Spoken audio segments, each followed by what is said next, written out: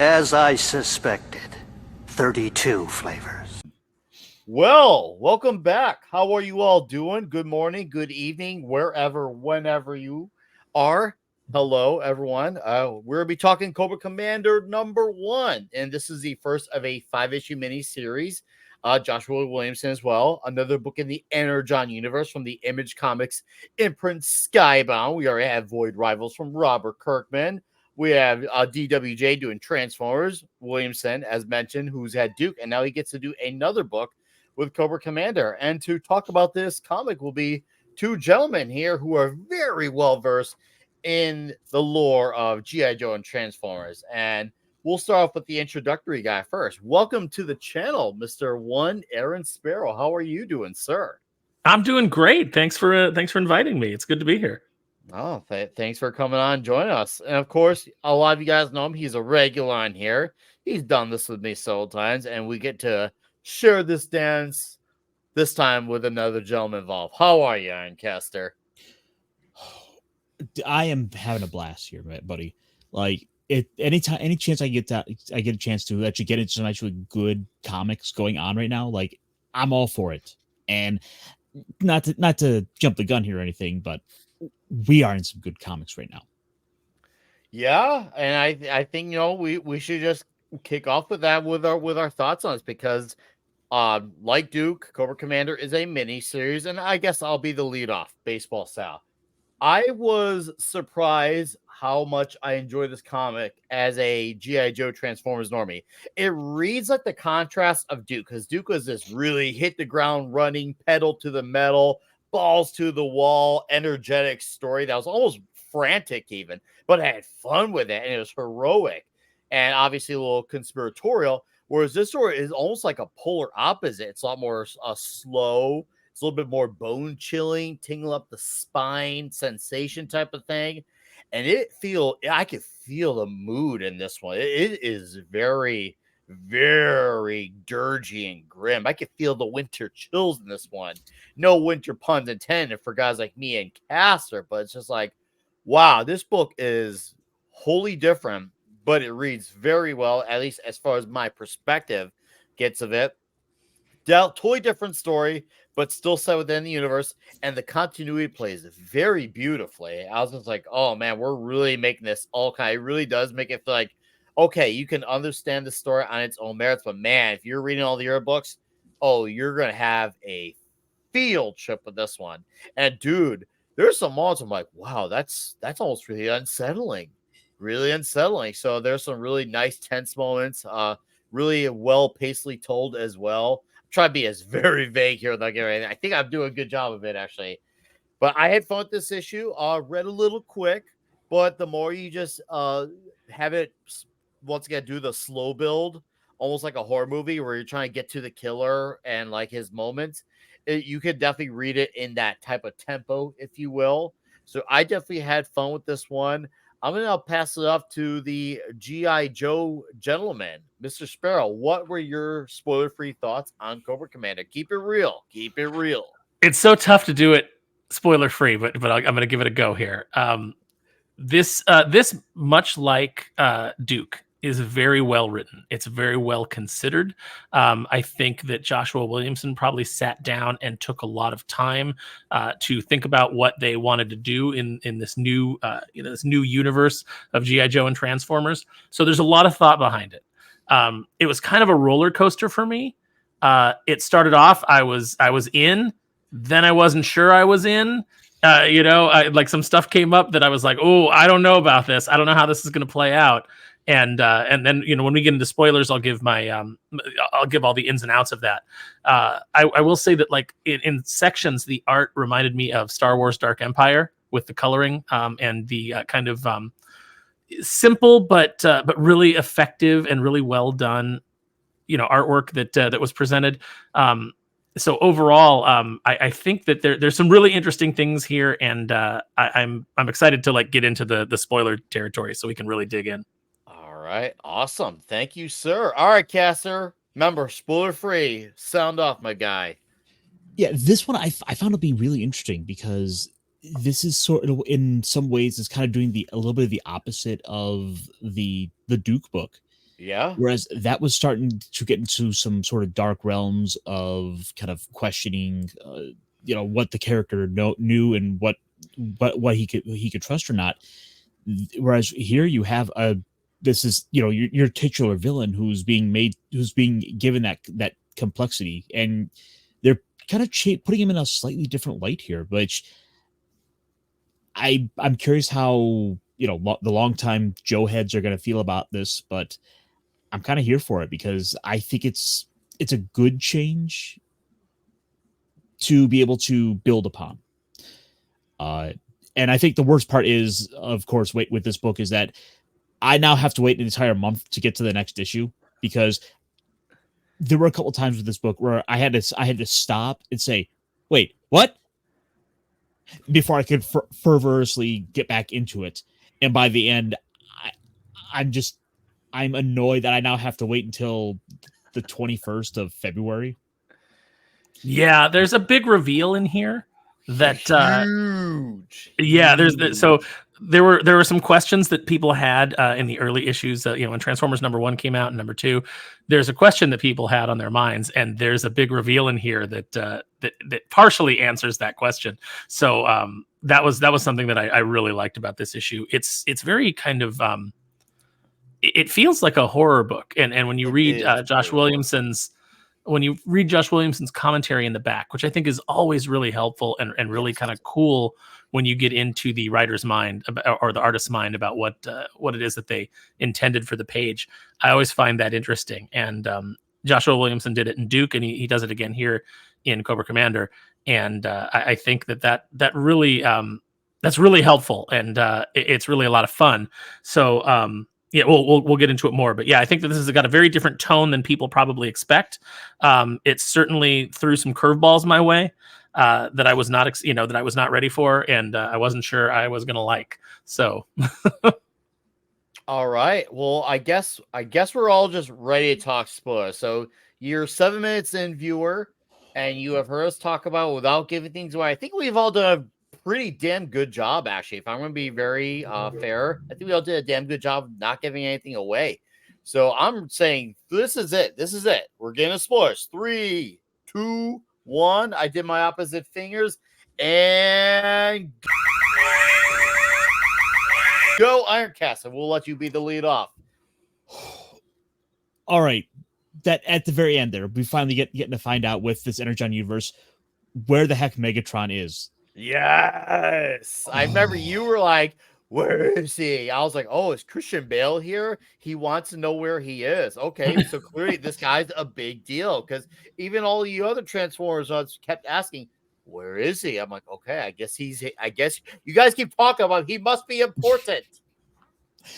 Yeah, Megatron with the sake of Transformers is like the big iconic villain, and it was something I had figured they were going to save for a reveal, and I just didn't think it was going to be in the Cobra Commander book, which I gotta say, all things considered, is a pretty banger of a way to help kind of work these things in together, because oh yeah, we're not supposing that like the Cobra's been around for all this time, and the Joe's been fighting them, and now we suddenly have the Transformers being dropped in. No, this is kind of taking the time to set all this up and work in the Transformer stuff in with the GI Joe stuff. Like, the Joes aren't even a team yet, as far as I know. That's what I'm starting to think too. They kind of hint that, like, well, some of them at least are together. Like, we see Hawk with CoverGirl, and they mentioned Stalker and Rock and Roll. So we've at least got a small team. I don't know if they're really GI Joe yet, but they are some sort of some sort of unit within the military. Small alliances that haven't fully formed into a pact just yet. Yeah, that could definitely that could be definitely be the way that they're going. There's not a formal team yet put together for this threat, because they don't even really know what they're dealing with. Yeah. No. Anything else, Caster? Like I said, the worst part is I now have to wait all this time, and at the moment, this is probably the book I'm most looking forward to of all of them, and I didn't think that was going to be the case. Wow. Okay, cool. That's awesome to hear. Wow. Hot damn. So I was like, okay, So we got this awesome villain on the throne, Lord Globulus, assuming that I'm saying that correctly. Globulus, yeah. Globulus, thank you for correcting me. Once again, Normie here.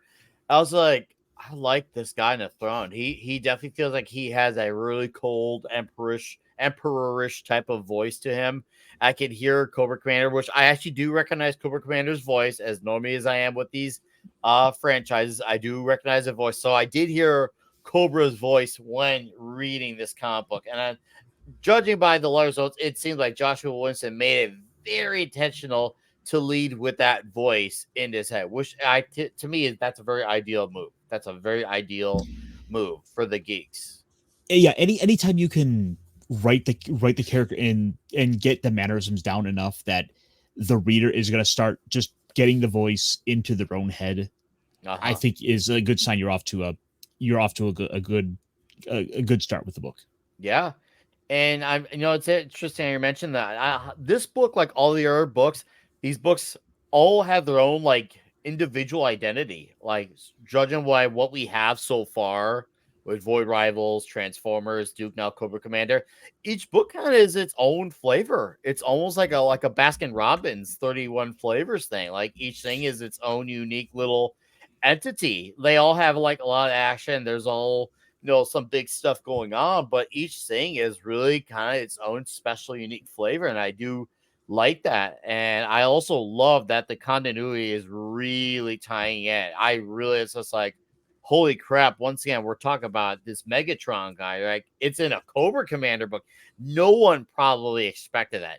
No one. So I got to give Williamson credit for that, because to be unpredictable in 2024, in 80, 90, almost 100 years of comic books, through all the lore of all the franchises, all the majors, all the indies, we're finally doing something that no one saw coming, unless Aaron Sparrow saw it coming. I mean, he could chime in. I would like to hear his thoughts, because I'm still wondering what's with Globulus and the Dreadnoks as well, because seeing that doors was like, who are these guys? Apparently they're a big deal, because it was zooming in on the door. Also, it also reminded me of that horror movie, when I saw the zoom in on the door. So, Aaron, I want to hear your spoiler-filled thoughts. Okay, so as I'm reading the book, it opens with Cobra Commander. There's lots of little Easter eggs in here, just like in the Duke book, for people who are major Joe heads. So when you first see Cobra Commander, he's dressed in kind of like a pimp hat with a big coat, and it's very reminiscent of when he appeared on a episode of the Transformers when it was set in 2005, in the far-flung future of 2005, after the Transformers movie, where he appears as a character called Old Snake, but it's voiced by Chris Latta, and at the end he laughs, and it's indicated that that's Cobra Commander. So there was that little nod. So I was into it, and we kind of see him, and you're like, okay, why is he out here? What is he doing? Why is he kind of stranded and making his way cross country, it seems. And then they cut to Cobra Law, and I say, oh no. Because as much as I am a fan of the cartoon and the comics are two very different things. And in a lot of ways, the Cobra Law, while I always liked it in the context of the movie, I never wanted it to come into the comics, because it gets super sci-fi, and it kind of takes G.I. Joe in a super goofy direction in the cartoons. By the way, Nick, since you don't know who Globulus is, just imagine whenever you're reading that character's voice, he was voiced by Burgess Meredith in the movie. No. So what? Yeah, so just imagine this is and this is, I'm going to do my closest approximation of it. He has two great lines in there that I tend to quote in my life at least once a month. One is, "You are guilty of the one unforgivable crime, failure." You're a bomb, Cobra, a bomb. And then later in the movie, he says to Falcon, "The last sound you will hear is the cracking of your vertebrae, one by one." So Burgess is just going for it in the movie. So, that's just kind of have that in mind, because you obviously already know Cobra Commander's voice. And that's one thing I'm really going to compliment here, is you are dead on. You can hear the voices. And as a writer who always strives when he's working on a licensed property, especially, because I did Darkwing Duck, it was very important to me to get the characters' voices right, so that people when they read the book, they heard the voice actors. Joshua Williamson nails it. I hear every single voice actor. I hear Chris Latta as Cobra Commander. I hear Burgess Meredith as Globulus in this dialogue. So that was fantastic. But I was wary when we got to Cobra Law. I was like, oh. So then what we get to is we cut to a scientist, a Cobra Law scientist, and you go, oh, that's Cobra Commander in your head if you've watched the movie, because that's how he's portrayed in the movie when they kind of reveal his origin for the cartoon. And I was like, oh, here we go. The Cobra Law stuff that like I don't really want in the comics. And then that guy gets shot in the head and you turn the page and Cobra Commander is in what is a scientist costume in Cobra Law, but is actually like his 5th or 6th costume from the toy line. So there's another little Easter egg for you. Oh, that's cool. Oh, wow. Holy crud. I didn't know about that. Yeah, and so as it gets further and further into this issue, I'm sold. Like I had that emotional roller coaster of, oh no, this is going to go off the rails. But by the end of the issue, Williamson does enough little like teases that make you think it's going to go a certain way, but he brings it back around, and then you get the Megatron, you get the whole trial before Globulus. One thing I thought, the one thing that surprised me is he has the Cobra Law Royal Guards take off their helmets, and I never even thought as a kid that those were helmets. I thought that they were just weird bioorganic creatures, and that was their actual face. So having those helmets come off, I was like, I never even thought of that. I just always accepted it as them as looking that way. You get Pythona. You get a little scene with Pythona from the G.I. Joe movie. You get the Royal Guards. You get Globulus, and then you get that Megatron reveal, and just everything that is set up here. I definitely recommend that people go through. Don't rush through this book because it is a quick read. If you do that, take time with each panel and just really appreciate what's going on, because this is a nice slow burn, and they set it up and they send Cobra Commander away from Cobra Law and out into the world, and you kind of get an idea of where it is that he's going. He actually has a driver that he calls Grunt, and I don't know if he's calling him that because it's actually Robert Graves, the character Grunt from G.I. Joe, or if that's just the generic term that he's using for him, like this guy's just a grunt, just a foot soldier. I'm not sure. And now I'm wondering, could be Grunt. It certainly looks like, it's a guy with brown hair and he's got a beard, which Grunt doesn't usually have, but could be him. And then they set us up with Cobra Commander and his journey. And then we see that the place that he's going is a little swamp in the Florida Everglades with the Dreadnoks sigil, I guess, on the door frame. So yeah, there's a lot here to love. And I'm going to say, as somebody who was kind of like went on that roller coaster ride, I'm in. I'm in for this. I'm in for the Cobra Law. I'm in for all of it, because they're spinning out a universe using everything that's familiar, but just rearranging those pieces in a new way. So I could not be more excited about this issue. A lot of stories, when you want to do like either a retelling or an updated version or even just flat out sequel, you want to have it recognizable enough that it's still what you know and love. And you don't have to move that many pieces. You just got to do a few small arrangements. As you said, I think there were arrangements was perfectly said. You were nailed with that word. You just got to rearrange a few things, and it's still the same thing you know and love. There's just a little small retooling going on. Nothing too drastic. Some things went up, some things went down, some things went right, some things went left. To just be a little bit more simple about it. And I'm glad you mentioned about the story about how it is a slow burn, because it's one of those things where it's not always the words that tell the story, but it's actually the art that tells the story just as much as the words. And I think that's why you nailed it when you say you got to actually take your time to look at each page, because the art equally tells as much as the story. I'd even go as far to say Andrea, however that name is pronounced, Milani tells the story just as much as Williamson does, just throughout all the penciling done. You look at it like, okay, you just point out all these great Easter eggs, little nods, little details. It's clear that Andrea was doing that, and I was like, wow, I guess Andrea's telling the story as much as Josh is. I really like that aspect. And once again, the story is a complete opposite of Duke. This is the slow one. This is the bone-chilling one. This is that dark brooder one. This is the redhead stepchild story. Yeah, you've got Cobra Commander here as a in the regular comics, he's a used car salesman that becomes like this terrorist leader. In this, he's a super scientist from another civilization, and an older civilization. And so he's got not only the bioorganisms of Cobra Law on his side, but he's also got Transformers tech. And so the combination of those two things makes him like a really interesting character. He's really cold and frightening in a way that in like a Dr. Mengele or even when I go away from history and into like fiction, like a Dr. Herbert West, Reanimator kind of vibe. So I'm really digging the more horror aspects of the way that Cobra is being presented so far. I do too. This book is the horror book to Duke's thriller book to Transformers, a straight up action book. Good, carry on, Caster. I Okay. can tell you're ready. Well, Go ahead.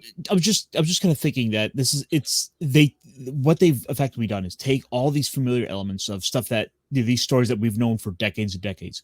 It's like a well-known song that your favorite band has gone and like they've played forever, and you're like, yeah, I love this version. You're like, yeah, I absolutely love Hurt by Nine Inch Nails.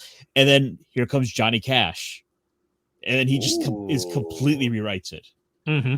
Oh, I like that. That's a good way of spinning that. I like that. So overall, then, what are your final thoughts on the book, Caster? Since we've now heard Mr. Sparrow's, what are your final thoughts? Is this the ride that you're like, okay, I'm in? Anything else maybe you missed earlier you want to add? Well, just the biggest question I sort of had with it, because I'm not as familiar with the Joes, but I'm getting there. Is I was kind of curious how fans at what the wider fan base is going to take to them going straight into the Cobra Law material and making that part of sort of from the start of this take on the franchise. Making Cobra Commander, ultimately just what seems to be ultimately a loyal soldier of Cobra Law, and not out for himself necessarily from the start. Anyway, I think it's like we've kind of changed him a little bit, but he's still fundamentally this character who will do whatever he has to succeed. And this has gotten to a point now where we have enough really good books coming out of Image right now, because the Spawn stuff is still going off really strong. We've got the Transformers, G.I. Joe, and all of these supplemental books that are really making, I think Image is where it's at right now. Yeah, No, Image I think definitely you're right. seems to be in a good spot. Like, Image is definitely a good spot, and they really need to, especially since Mark Miller's got Miller World relaunching at Dark Horse starting in June with Nemesis, Rogues Gallery, and more. This is a great way to pick back up and keep the gravy train rolling. This is really what they needed. The timing is perfect as Miller makes his graceful exit from Image. Energon Universe really gets to just have that much more of an open door for them to shine at Image so much more. And yeah, for me, I will definitely be reading this. I will be buying this monthly as well, like the other gentleman here. So this will definitely be something to be talking about. Go. You got you got something to add to it. Oh no, I was just saying, I think Aaron had something he wanted to say. Oh no, I'll just reiterate how much I enjoyed this book and how just much praise I have to give to Joshua Williamson for the voices in this, because man, you really hear it. And I actually found myself, as someone who has these voices so clearly ingrained in his head, I heard myself like reading Chris Latta, reading Cobra Commander in the same voice, but like, because he's so different and so threatening, like just dropping it a little bit. And that's kind of like how, when Michael Bell, who was the voice of Duke on the original cartoon, I was on a panel with him, and he's also the voice of Quackerjack and Darkwing Duck. And he read from the book, and we did a darker version of Quackerjack, and he did the exact same thing where he looked at the page, and as he started to read it, he obviously knew what the tone was, and so he dropped Quackerjack's voice just a little bit, and made it more dark and more sinister and a little more calm and controlled. And I kind of still got that from Cobra Commander. So instead of it being, just way over the top like it could be on the cartoon, it was just more like, My reasons are too great for your small mind to understand. Like that, just like coming down just a little bit, but just so dead on. Like you really hear the characters, and I cannot. I'm so excited about this. I mean, I could talk about this for another 20 minutes. No, that's good. Hey, this is what we want to be at. We want to be in this position where we have this. We want to be in a position of lives where we're arguing over which is the best book rather than which book went down, the shithole this time around. This is a good spot to be in with all these books coming out and all of them being good. We're all going to have our preferences, but that's what we want to have. That's what I want to have disputes, with Castro on the Comic Shop Talk. That's why I want to have disputes with Aaron on Comics Aficionados. That's the stuff we should be debating on. I want to be like, oh, dude, no, that character is, nah, this character, yeah. That's the stuff we should be arguing about. We should be arguing like we're enemies, but really we're just friends who are just very passionate. Very passionate. That's how we should be. And these Energon books seem to be really trying to dive into that feeling. And have I missed this.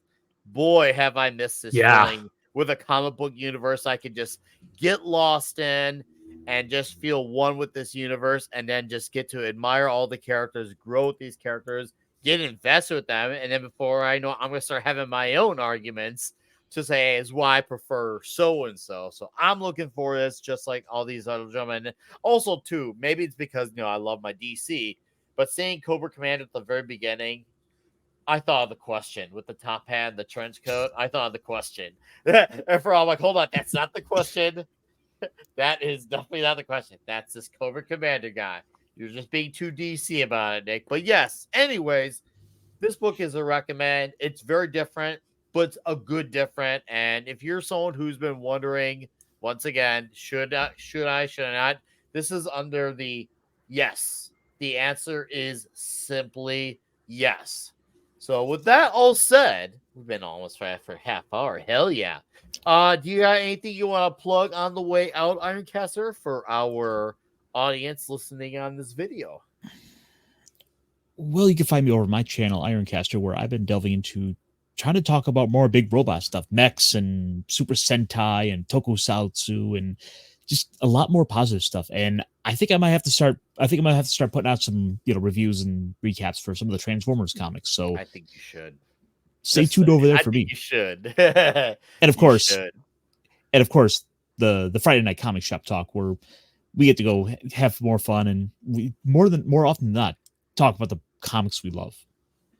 It's one of the best comic shows on the YouTube sphere, and it's one people should be checking out, because basically you get to have Friday nights partying, drinking, and talking comics, and then you get to chill out Saturday morning. Maybe you might be a little hungover, and then you get to have a bowl of cereal watching Comics Aficionado with Aaron Sparrow on Thinking Critical with Wes in his channel. Aaron, what do you got coming up? Oh, okay. So I've got, Comics Aficionados on Saturday, obviously. Then on Sunday nights, we do Max's Man Cave over on Maxfield Von Priestley's channel, which is just called Maxfield Von Priestley. We're talking about doing some other new stuff, but, and then, I also do on Tuesday nights, Popped by Culture with Josh McDonald and Drew. So, we do a nice little breakdown of what's going on in pop culture for the week over there. And other than that, I bounce around to channels like 32 Flavors and Nick Weiser, World Class Bullshitters. I'm all over the place. I'm a dirty Twitter roustabout, or a dirty YouTube roustabout. Well, you're not just one of the comics whores, but you're our whore now. Thank you. Yeah, thank you for taking the time for being here, Aaron. I do hope we can do this again. And of course, I'm sure I'll see you within the coming weeks on the Aficionados as well, sir. But I do appreciate your time and your knowledge, man. You know your stuff, and it shows. And I could just listen to you. If you were like, you could be like a Mr. Rogers, but with G.I. Joe and Transformers, with the way you talk about this stuff. I could just sit back, get a hot coffee, and just listen. And it's just perfect. But instead of coffee, I got alcohol. But I can listen anyways. I'm excited that Ironcaster's digging into the old Marvel G.I. Joes, and because there's so much that's great there, and so much of that he's going to have such a greater appreciation for this series based off of that. So I definitely recommend. Hopefully since Skybound has the license, I hope they do some collected editions of all of that, because IDW was able to do that, and I think that they should make those available again, because that there's just so much good stuff there, so much great history by Larry Hama, and I think I just love the idea that we're going to have a real G.I. Joe and Transformers renaissance. I'm so glad that the license moved from IDW to Skybound. It's really been fantastic. Yeah, this is truly the best outcome possible. I'm so happy to be in this spot with comics in 2024. Go ahead, Caster. Oh, I was just gonna say that IDW was in a really good spot for a time with the Transformers license. It's just kind of unfortunate that they sort of petered out with it in the last couple of years there. But thankfully, we have a chance to hit the reset button and kind of give it to a brand new creative team, and it's absolutely working. Like all across like the IPs. Okay, well, guys, you watch this video, and of course, I'll have another video out this week, and of course, Comic Shop Talk Friday night as well, and of course, Toxic Tuesday next week. We'll probably be talking Rambo, the fourth one, 2008. That's just titled Rambo. In some other countries, John Rambo. So that's what's coming on my channel. Of course, I'm on Midnight's Edge After Dark Tuesday and Thursday night. So, chat, go read Cobra Commander. Have a magical evening or day, and lay down your souls to the gods, rock and roll. What does this one? It's a blue light. What does it do? Turns blue.